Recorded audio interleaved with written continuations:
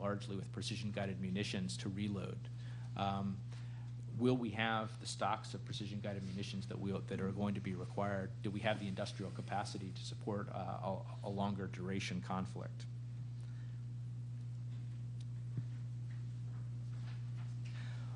One of the big challenges in this conflict is, in this sort of a conflict, if it were to occur, is the threats that are posed in terms of new domains of conflict, in particular space and cyber. And here we see that both contestants really, even before conflict, would likely be in a limited contest which looks very much like the silent war under sea during the Cold War, where you're constantly testing and probing and preparing for hot war. And we think, one, this could in fact be perhaps our most useful source of indications and warning that high-intensity conflict may be imminent. But we see going forward that these are areas where we have real vulnerabilities today, given our reliance on networks, and areas where we may want to think about not only increasing the resiliency of our space and cyber networks, but also thinking about other substitutes for some of those capabilities. Whether it be non-space-based communications concepts and networks, intelligence, surveillance, and reconnaissance, which is non-space-based, and in the future, thinking about next-generation precision navigation and timing, which may be a fallback in the loss of the global positioning system, if it were jammed, for instance. Finally, what I'd like to do is talk a little bit about some of the implications for our allies and our security partners, particularly in the Western Pacific region and in the Indian Ocean.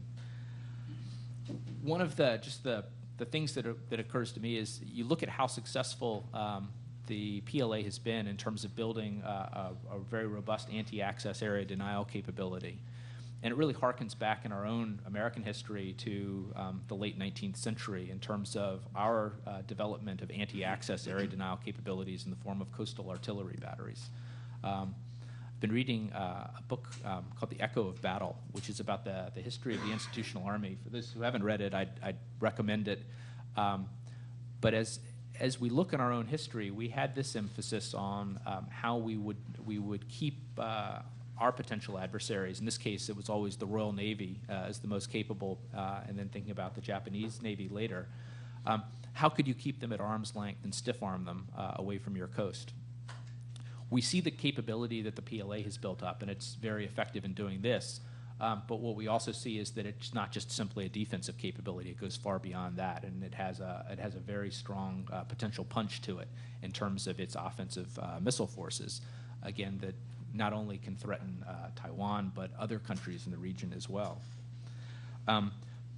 But as we think about this, it may be also possible to think about emulating or replicating this aspects of this capability when it comes to our allies and partners.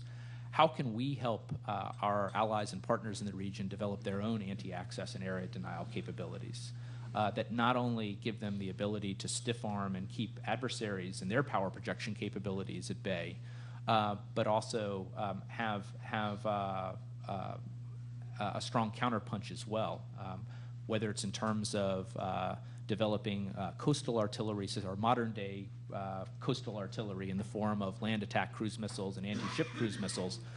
Perhaps in the strong points, you could imagine Japan in the Ryukyu Islands developing strong points, Taiwan, Vietnam, and as well as India, but essentially a land-based sea denial capability and the ability to assert their sovereignty over coastal waters, coupled with very robust air and missile defenses and an air superiority capability to assert their air sovereignty as well.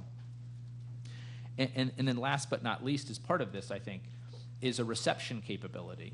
It's essentially the power projection enablers that are needed to receive U.S. and other external allied forces in the event of a crisis or a contingency. That posture today in the Indo-Pacific region is quite brittle, and how we make that more resilient so that it makes, we facilitate the ability of the U.S. to project power and gain access in crisis, I think will be more and more important. And then I think the final point really is, as Paul was saying, we really have to do more in terms of combined planning and exercising, and really show that we're actually serious. And this is really true in all of our relationships across the board today. We simply don't, our planning and our exercising, our level of standardization and interoperability, it just simply is not at a level which demonstrates seriousness to potential adversaries today. If you look at the development of the posture we had in Europe during the Cold War, the integrated military structure of the NATO alliance, the very robust development of the air-land battle concept in the early 1980s, and all of the investments that were made associated with that concept, as well as all the steps we took in terms of the positioning and exercising of our forces, none of that's going on today when it comes to the Western Pacific. And so I think that would just be my last exhortation, is that that's when you'll know when you're serious, when you see that level of effort really being applied against this problem. In conclusion, as Mark really makes clear in his paper, this is a significant military challenge that we all face, and we really can't afford to get it wrong. The question is really going to come down to the steps that we're willing to take if